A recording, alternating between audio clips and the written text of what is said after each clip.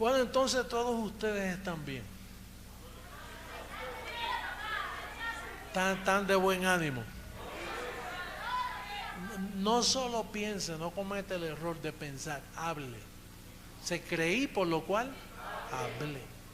Y muchos de ustedes pues se descuidan y por las pruebas que tienen en la carne que tienen puesta los engaña y los mantiene en silencio y no hablan. Entonces mientras no hablan están violando una parte del pacto. Dice, yo quiero oír la confesión de su boca. Pero como estás callado ahí cogiéndote pena y muy calladito y muy reservado y cometes el error de decir, Señor, si es tu voluntad, y el Señor te dice, mi voluntad ya es cuál es, ¿qué tú recibes? Ya Él te bendijo con toda bendición. Tú no tienes que estar pidiéndole misericordia a Dios, o que, Señor, si tuvieras misericordia, si te apiadaras de mí.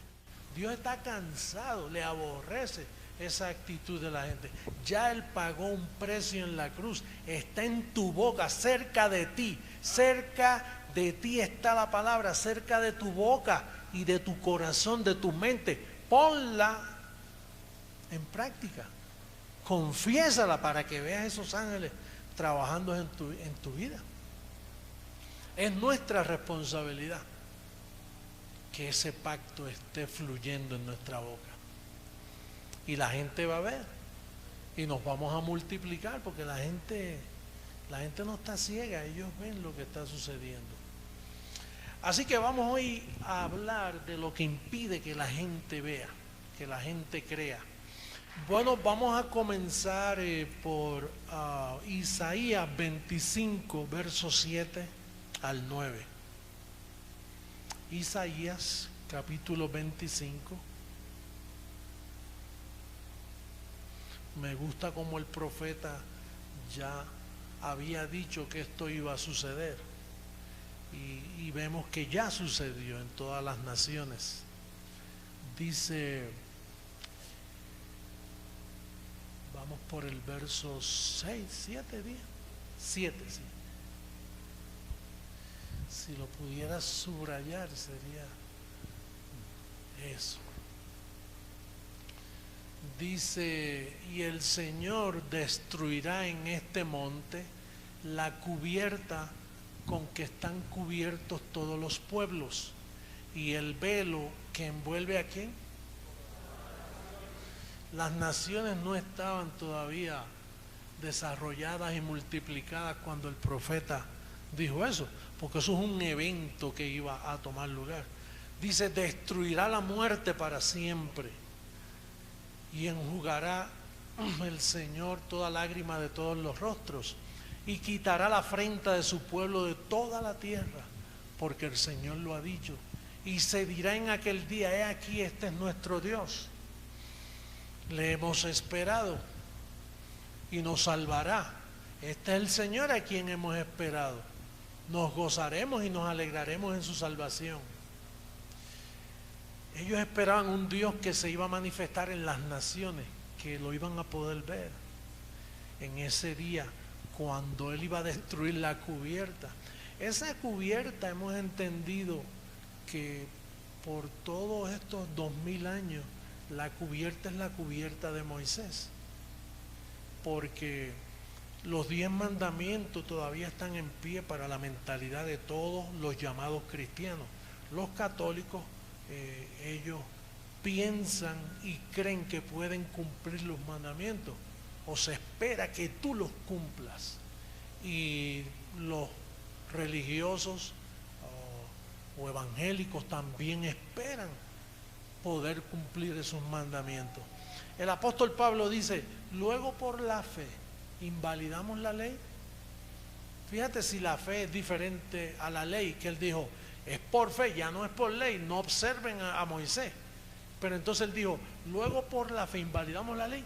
No, la cumplimos, porque la intención de tu corazón, el escogido, aunque sea una persona que se haya portado mal, aunque sea una persona que se esté portando mal actualmente, el escogido en su interior se deleita en la ley de Dios, y él él aprueba el primer mandamiento: no matará, o no adulterará, no desearás la mujer del prójimo. Todos esos mandamientos, cada persona escogida los anhela. Al tú anhelarlo, por anhelarlo, en fe, se te imputa como que ya los cumpliste. Por eso es que dice, por la fe y cumplimos la ley. Quiere decir que todos nosotros hemos ya pasado esos 10 mandamientos. Estamos supuestos a vivir por fe y no por la ley de Moisés, porque el fin de la ley es Cristo. Ahora, esa cubierta tenía que ser destruida. Pablo puso un fundamento que la pudo destruir: el evangelio de la incircuncisión.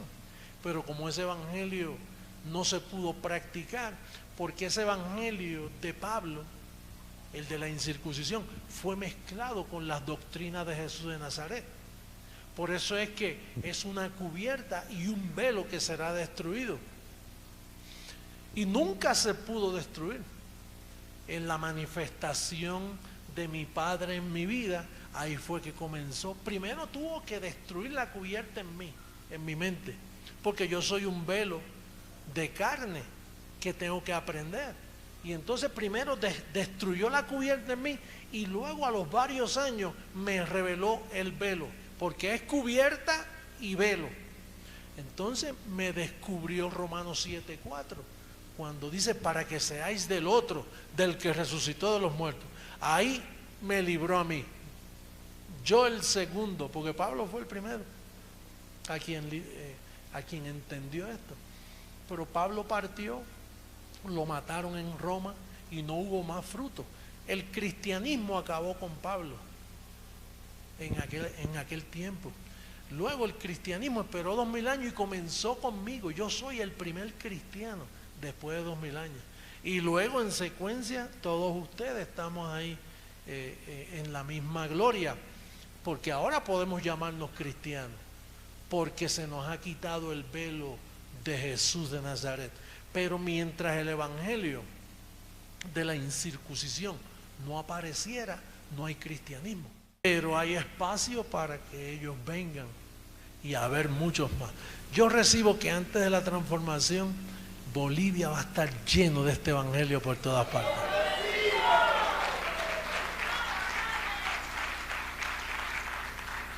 Todo depende de usted y de mí. Si hemos creído a la verdad, no seamos gente vientruda. Vamos a respaldar lo que creemos, vamos a predicarlo, vamos a compartirlo. Se sufre, hay persecución, pero también hay ángeles que están observando. Y si usted sufre, usted sabe que reina también con él. Sí. Vamos a ver un discípulo que perjudicó mucho. Era uno de los más que vivían cerca de Juan. Pedro fue un discípulo muy malo, porque era el jefe de la circuncisión. Y Jesús de Nazaret le dijo: mira, Pedro, este mensaje no se lo lleve a los gentiles, no lleven esto a los samaritanos. Pero Pedro persistió y lo llevó. Este otro personaje, Juan, es tan malo como Pedro, de desobediente. Estos son los hombres malos y perversos que habló Pablo, que seamos librados de hombres malos y perversos. Ahora fíjate la maldad que hay en este verso bíblico. A nosotros nos preguntan: ¿ustedes creen toda la Biblia? Claro, la creemos para aprender lo negativo y lo positivo. Pero fíjate este verso lo que implica. Primera carta de Juan, capítulo 4, versos 2 y 3. Dice, fíjate lo que dijo Juan, atienda bien, esto es 90 años después de Cristo. 90 años. A Pablo ya lo mataron en Roma. Ahora está Juan y ciertos discípulos opacando toda la enseñanza del apóstol Pablo, poniendo en duda lo que Pablo explicaba. Y entonces él dice esto, y eso parece muy cristiano.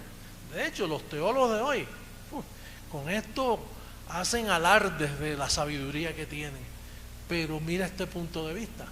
Dice Juan: en esto conoced el Espíritu de Dios. Todo espíritu que confiesa que Jesucristo ha venido en carne es de Dios. Y todo espíritu que no confiesa que Jesucristo ha venido en carne no es de Dios. Y este es el espíritu del anticristo, el cual vosotros habéis oído que viene y que ahora ya está en el mundo. Déjame el verso puestecito ahí, no me lo... Fíjate, lo que Pablo está diciendo ahí es lo que Juan escribió ahí, es como acusando a Pablo. Tengan cuidado que Pablo no cree que él ha venido en carne. No, Pablo creyó que él vino en carne hasta la función de morir por los pecados y quitarlos. Pero no es que él iba a seguir siendo observado en carne por el resto de la humanidad, porque ese velo tuvo una manifestación para darle lugar al segundo manifestación, que fue el resucitado, y luego la tercera manifestación, que es Jesucristo hombre. Pero entonces con eso, y cuando dice ya está el anticristo, estaba hablando de Pablo. ¿Por qué? Porque Pablo le decía, mira, si a Cristo conocimos según la carne, ya no lo conocemos así. Y Pablo siempre decía, Cristo en los días de su carne, dando a entender que hay dos funciones: Cristo en los días de su carne y Cristo en los días del Espíritu. Cuando ya resucitó, ya no puede seguir mirando a Cristo en los días de su carne. Pero Juan estaba enamorado de esa manifestación de Jesús de Nazaret y quería persistir poniendo en las mentes de ellos: te tiene que confesar que nuestro Jesucristo vino en carne, está en carne, seguimos mirándolo en la carne. Y eso fue lo que causó el velo de las naciones. Por eso es que Isaías dice: en aquel día destruiré la cubierta de los pueblos y el velo que embarga a todas las naciones. Oye, qué especial eres tú, que a ti te quitaron ese velo, que tú puedes entender eso. Pablo lo confesó, todo el mundo lo ha confesado. Yo confieso que él vino en carne, y usted también. Él tuvo 33 años de carne, pero después de 33 años, ¿usted se va a quedar estancado en 33 años? Que ahí es donde está estancado los pueblos. Por eso es que están en falsedad, porque siguen mirándolo en la carne. Y usted no puede mirar a Jesús de Nazaret más en la carne. Toma tiempo, pero una persona que verdaderamente quiera la verdad, que esté buscando la verdad, te puede dar oído a ti un rato.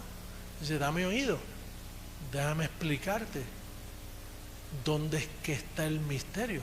Por eso fue que Daniel dijo: en aquellos días los sellos se abrirán. Y eso es lo que estamos haciendo aquí, abriendo sellos, destapándolo, para que tu entendimiento sea alumbrado y tú estés establecido en cosas verdaderas. Jeremías 31, versos 33 y 34.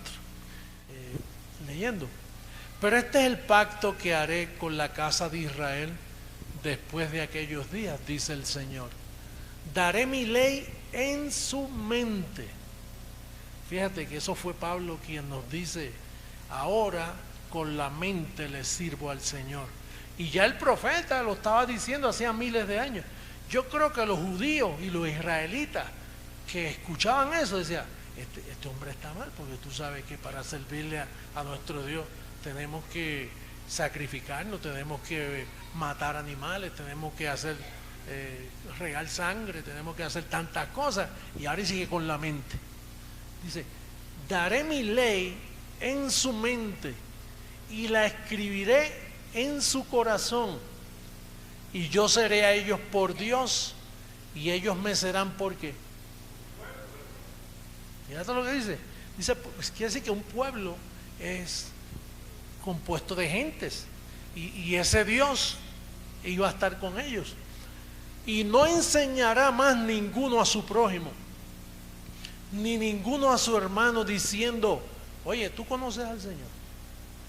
Porque todos me conocerán, desde el más pequeño de ellos hasta el más grande, dice el Señor.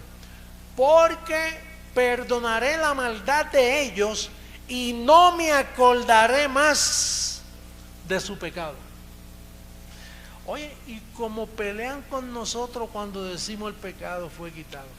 Usted vio ahí gente pensante, gente que se asume que son un poco inteligentes, diciendo, quiere decir, la reportera esta dijo, yo me puedo acostar con 500 hombres, matar a mis hijos, abandonarlos, y entonces el otro diciendo, yo puedo matar a alguien aquí, no es pecado.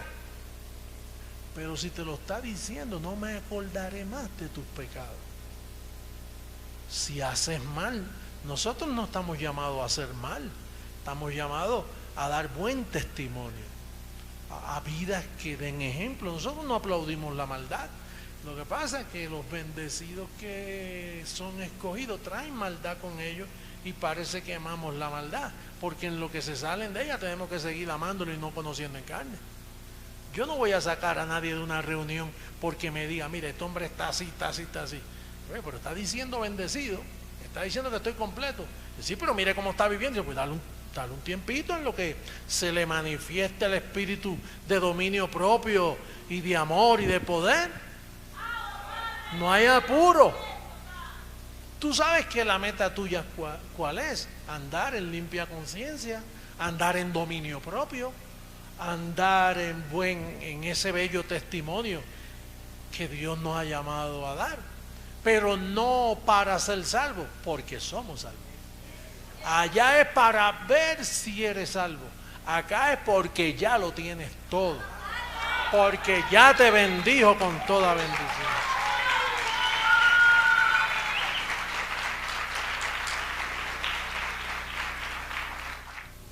Entonces, cuando nosotros decimos que no hay pecado, es porque no lo hay. Porque Dios no le está registrando a nadie pecado. Ahí te lo dice el verso. Dice, y yo sé, el otro verso, y no enseñará más ninguno a su prójimo, ni ninguno a su amado, diciendo, conoce al Señor, porque todos me conocerán, naturalmente los escogidos y los elegidos, desde el más pequeño de ellos hasta el más grande, dice el Señor, porque perdonaré la maldad de ellos y no me acordaré. ¿Y quién se acuerda de tus pecados? ¿El confesionario? Cuando tú entras a una iglesia católica y ves un cuartucho ahí con un hombre, es acordándote, dice, ¿qué tú hiciste, mi amor? Eso es acordándose de tus pecados. ¿Y qué dice el Dios del cielo? No me acuerdo, no los traeré más a mi memoria, los tiraré a mis espaldas para olvidarme de ellos. Entonces, nosotros tenemos que tener bien claro la función Jesús de Nazaret. Jesús de Nazaret vino para quitar el pecado del medio. Murió y quitó el pecado, los pecados, quitó la muerte, quitó la maldición y dejó un camino nuevo y vivo. Ese es el próximo verso. Vamos a ver Hebreos capítulo 10, verso 20. La función, vamos a hablar de la función Jesús de Nazaret, la función el resucitado y la función el Hijo del Hombre. Esas tres manifestaciones y con eso terminamos. Mira cómo dice el verso, subráyamelo por favor. Dice, por el camino nuevo y vivo que Él nos abrió a través del velo. ¿Esto es de qué? Entonces, cuando Juan dice, todo espíritu que no confiesa que Jesús ha venido en carne y que persiste en que hay que seguir mirándole en carne, Juan está negando que hay un camino nuevo que Él abrió con ese velo. Dice, no sigan mirando al velo. Dice, es que el velo ya cumplió su función. Abrió un camino nuevo y vivo. Entonces, la función de Jesús de Nazaret, ¿cuál fue? Esa. Pero entonces luego Él dice, mire, yo hasta aquí he terminado mi labor. Ahora, yo, porque soy yo quien las voy a decir, pero no va a ser en este cuerpo de Jesús de Nazaret. Dice, yo tengo muchas cosas que decirle, pero todavía ustedes no la pueden sobrellevar, porque el ambiente que permeaba era la ley, era esa cubierta que Él destruiría para estos tiempos. Entonces Él dijo, bueno, pero yo enviaré al Consolador. Cuando el Consolador aparezca, Él le va a decir toda la verdad. Y ciertamente Él resucitó y no dijo toda la verdad. Hay gente que dice, no, el Consolador fue el Espíritu Santo en el día de Pentecostés. Para nada. Ahí no se aprendió nada. El día de Pentecostés, usted lo que podía era aprender un idioma que no tenía. Pero ¿qué usted hace con un idioma que ni comprende? Entonces allí no sucedió nada. Y Pablo lo que pudo hacer no fue explicarlo, fue escribirlo. Pero Pablo no lo explicó tampoco. Pablo no fue el Consolador. Él fue el perito arquitecto, como quien dice, uno que edifica y deja el fundamento ahí tirado. Y ese fundamento con 2000 años, desbaratar todo eso que había ahí. Lo que pasa es que el apóstol Pablo dejó un fundamento que era indestructible. Y ese fundamento era para la tercera manifestación. Está Jesús de Nazaret, cumplió su propósito. El resucitado probó que venció la muerte y probó que los cuerpos pueden ser revestidos de inmortalidad y probó que Satanás quedó destruido.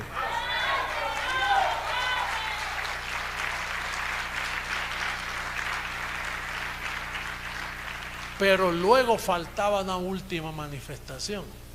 Usted sabe que Romanos 14:9, vamos a verlo, Romanos 14:9, él dice que vivió, murió, resucitó y volvió a vivir. Entonces esa tercera manifestación hacía falta porque Él tenía que venir a andar entre nosotros. Él necesitaba explicarlo, el evangelio que estuvo escondido.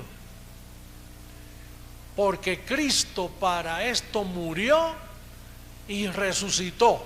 Y ese volvió a vivir. ¿Cuánto tiempo tardó? 2000 años. Y volvió a vivir para ser Señor así de los muertos como de los que viven. Así que esa manifestación era la última que quedaba de toda la historia bíblica. Y ahora ya estamos llevando el propósito y la gente siendo alumbrada para que comprendan su función aquí en la tierra. Ya Él volvió, ya Él está en medio nuestro, ya está en medio de la iglesia.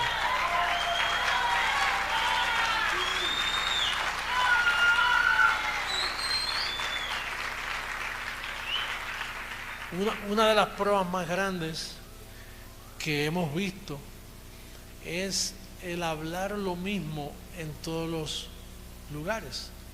Oye, tú con un poquito, mira, si te quedan duditas, ¿y cómo creciendo en gracia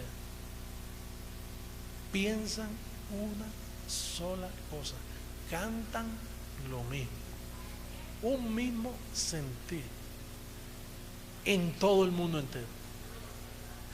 Y el que llega ahora, si no se somete a eso, no puede entrar, porque tú no lo vas a dejar. No, yo te recibo, pero anula eso, o estás rompiendo la unidad.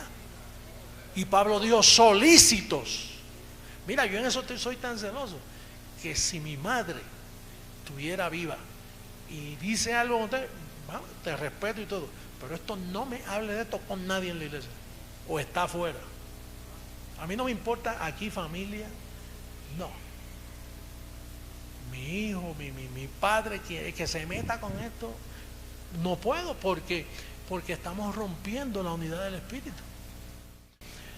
Y tú sabes que yo tengo unos agentes en Miami que yo los envío por todas las congregaciones y el obispo no sabe nada, ni el pastor. Entonces él se acerca y lo investiga y me lleva el reporte a mí.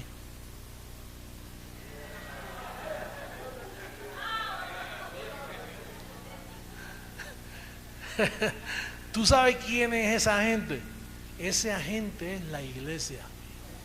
Porque la iglesia, cuando ve que no es lo mismo que sale en la pantalla o que sale aquí, inmediatamente esa voz corre por un email y llega aquí, llega allá, inmediatamente, porque hay que conservar ¿qué? La unidad del Espíritu en la iglesia del Dios vivo. Fíjate, ¿cómo podría tener menos?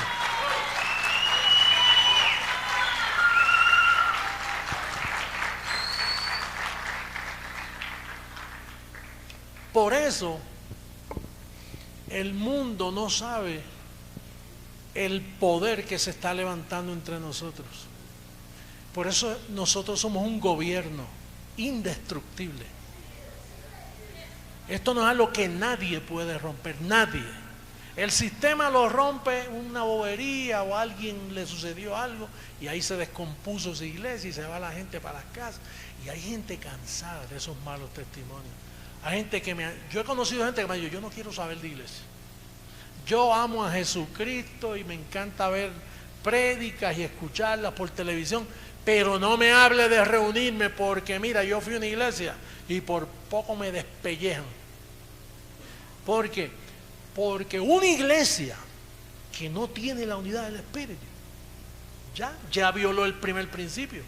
Número 2, una iglesia que conoce a sus miembros conforme a la carne. Segundo principio violado. Y así por el estilo, la iglesia del Señor Jesucristo es un órgano lindo, perfecto, digno de admirar. La amada de Jesucristo, la esposa de Jesucristo, la ataviada, la que está ataviada.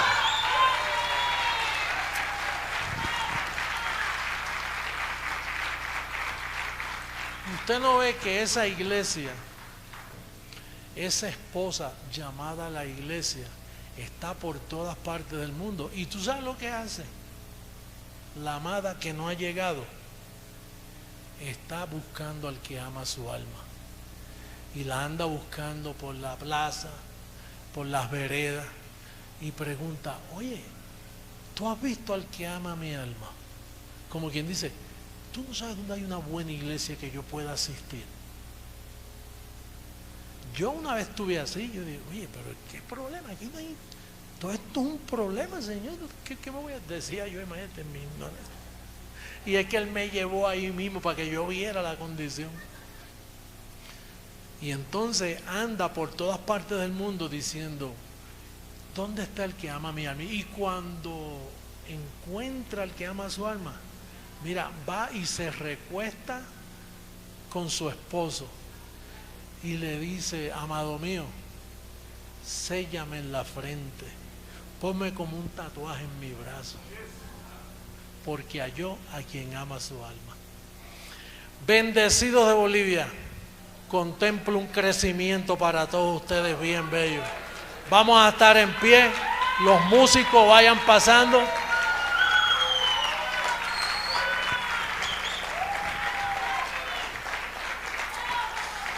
Los músicos, por favor, rapidito, y confiesa conmigo esta palabra: yo creo que Jesucristo vino en carne, pero después de su muerte entró la función del Espíritu, la vida del Espíritu, y ya no lo conocemos según la carne. Confieso la unidad del Espíritu en mis hermanos. Confieso que somos la iglesia del Señor, la amada del Señor, la que confiesa que tiene ángeles a su servicio, que cuando confiesa me declaro sano, porque la vida de Jesús se manifiesta en mi cuerpo mortal, hoy para sanidad y un día para transformar el cuerpo a una vida incorruptible. Nos vemos mañana. Bendecidos. Los quiero mucho.